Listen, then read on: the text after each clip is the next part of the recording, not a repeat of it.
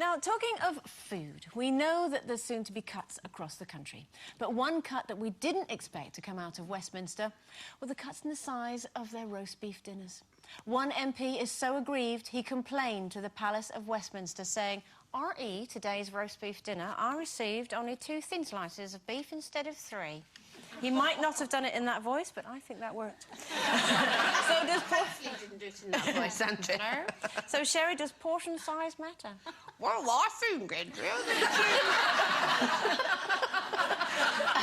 well, the thing is, you know, with portion sizes, you know what I can't bear? You know when you go to a carvery, now you know what I'm going to say, don't you? And people come with plates like that.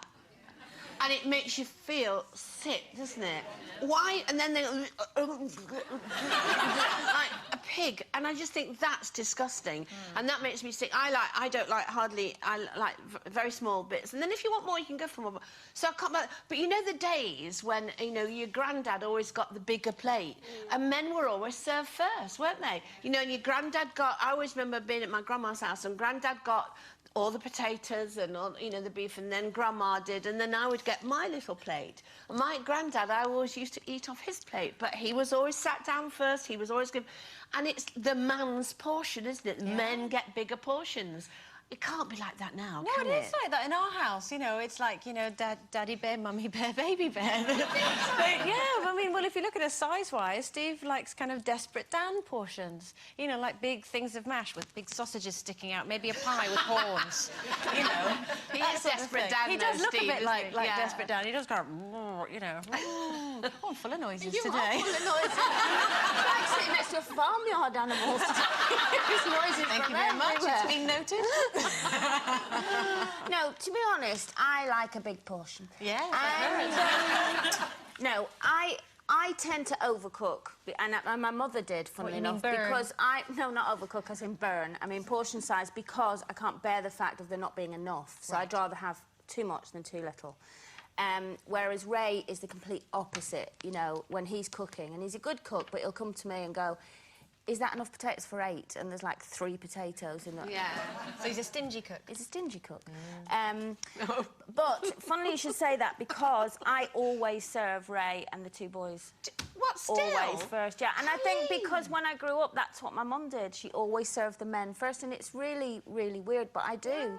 Not even. I think I do it subconsciously. And I bet you get a little tiny bit at the end, Well, I put don't you? everybody's out, and then what's ever left, I'll have. I know. So, Why do women do that? So what do you eat instead? Biscuits?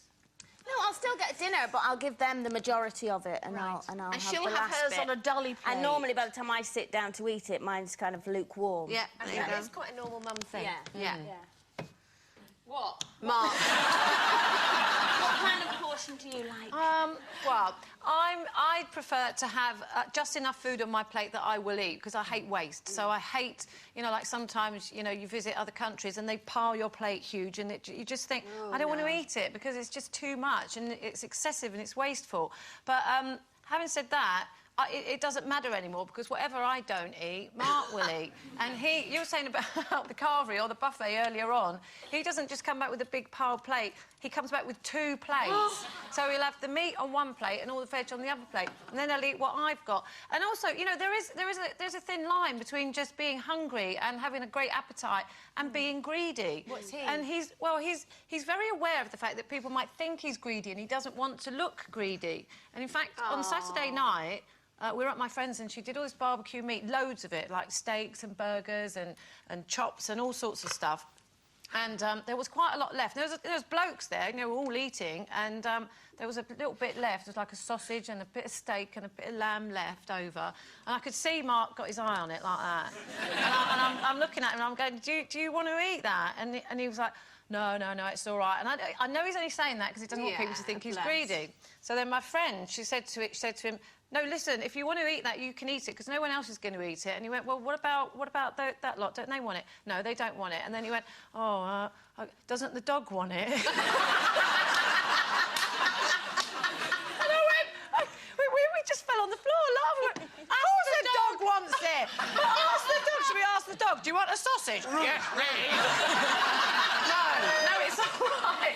You could have said like he was depriving the dog of all the meat. Oh, bless him. Yeah. Bless him. Well, never mind the dog. How would you like to